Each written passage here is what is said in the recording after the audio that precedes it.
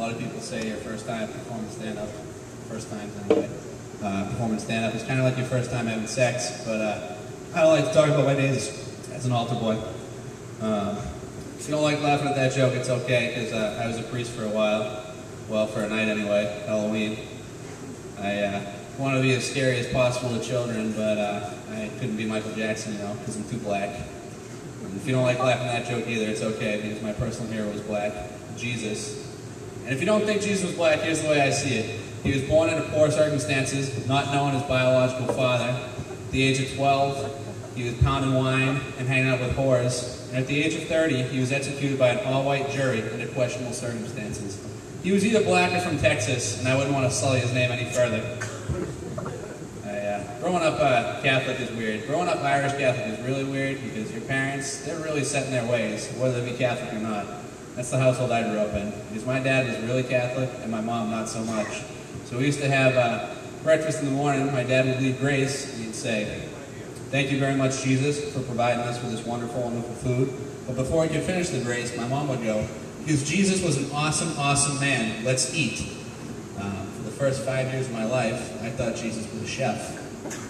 That is, until I went to CCD for the first time. They served a pancake breakfast. The priest led us in grace, but, well, I'm kind of a fat kid, so all I was thinking about was the pancakes, just zoned in on the pancakes, and I missed all that other stuff about God and saving and all that stuff. I had a couple bites of the pancakes, and they were terrible. So I sought out the priest that led the grace, and I said, "Hey, I want to talk to Jesus." The priest was like, "What do you mean?" I'm like, "I want to talk to Jesus. He served fucking shitty food today. I'm upset." So 3 days later, we moved. You gotta love that whole Catholic guilt complex. I personally think that's the most Irish thing about me. My friends say it's my alcoholism. My girlfriend says it's my 2-inch cock. I'm just kidding. I don't have a girlfriend. I gotta stop kidding on religion so much because it gave me a lot of firsts. You know, my first real enlightened moments, my first hand job, my first blowjob, my first communion was a very special day. Yeah, I really gotta stop kidding on the religion. It's being Catholic is weird because everything you do when you're a kid, even kind of in your teenage years, it's all kind of related to the church. Like the first time I ever hung out with girls, the first social thing I ever went on was a Catholic dance that I went to in high school. And that's really a trippy thing when you're a kid because I was not really used to being around girls in general. I was dancing with this girl, which was new for me, and we're kind of grinding on each other, which I thought was awesome. Except I learned that saying that I've always heard, which is you definitely don't have enough blood in you if you're a man to operate both heads at the same time. Because this nun came up to us and separated us with a ruler and said, "You gotta make room for the Holy Spirit." And normally I would say, "No problem, sister, no problem, I understand." But instead, I said, "What am I supposed to do, dry fuck the Holy Spirit instead?" Well, 3 days later I woke up in a hospital. I had the ruler, the 1 to the 6, just imprinted on my face. I also learned the next day at school that Michael Connolly can become Michael Cocksucker very quickly when you have a ruler imprinted on your face. It's pretty much defined my life with women. I haven't really dated anyone seriously in a long time. Last girl I dated seriously was my freshman year of college, but it's this big intellectual disconnect because, well, the first test that she ever passed was the first I ever failed. It was for HIV. It was the only positive thing in our relationship.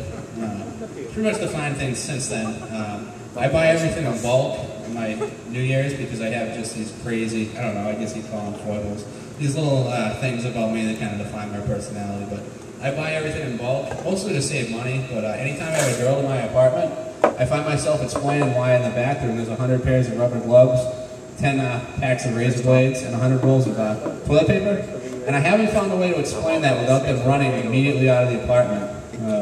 It's pretty much how things have been for me. 3 months ago, I bought a box of condoms, a big one, $100, and I bought this big jug of Jergens hand lotion. I've never opened the condoms, and yet I've replaced the Jergens 3 times. I also no longer own any socks that I feel comfortable wearing.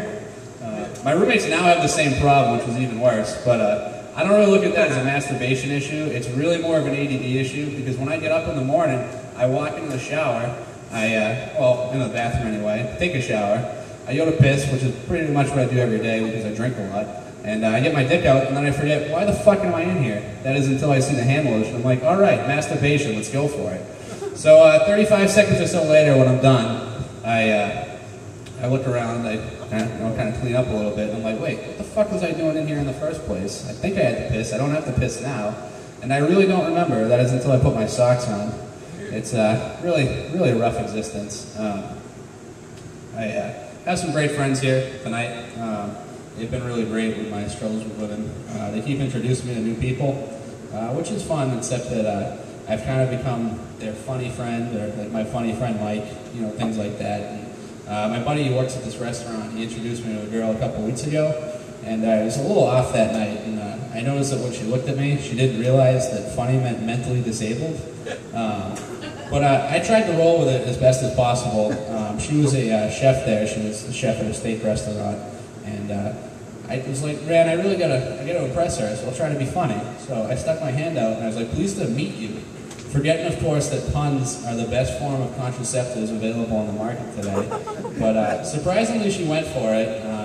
We had some drinks at the bar, and we actually went back to her house, which was a strong move on my part because I had no idea I was going to spoil the razor blades. As soon as we were in through the door, she dropped right to her knees right in front of me, and she just started blowing me. I was like, yes, this is awesome. But you ever notice how sometimes things are really awesome or appear to be really awesome and they can fail? It was kind of like a Christmas morning that I had once. Because you think you've already won when you're 6 years old. You know, you're about to run downstairs and open up your presents. I remember Christmas morning in 1991. All I wanted that year was a Sega Genesis. Every day for the entire year, Sega Genesis, Sega Genesis. That's all I wanted. Well, I got downstairs, I opened up all my presents. Tube socks and underwear. My parents said that Santa knows what you really want. I said that next year I'm going to wait for Santa with a fucking gun. This was kind of like that because she started blowing me for a couple minutes, and then she was like, Mike, your dick, it's so soft. Do you use Jergens? I'm like, what? She said, yeah, I use Jergens.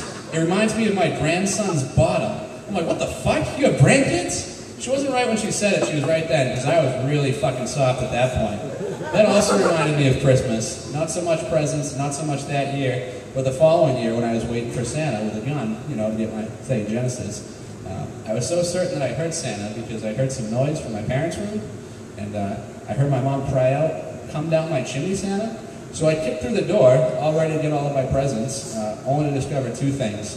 Women, they may say one thing, they can mean something entirely different, and if you're ever going to be chased when you interrupt a blowjob, it's a lot better if the person that's chasing you has their pants down. That's one of the adages I've taken through in my college years. It's really important to me.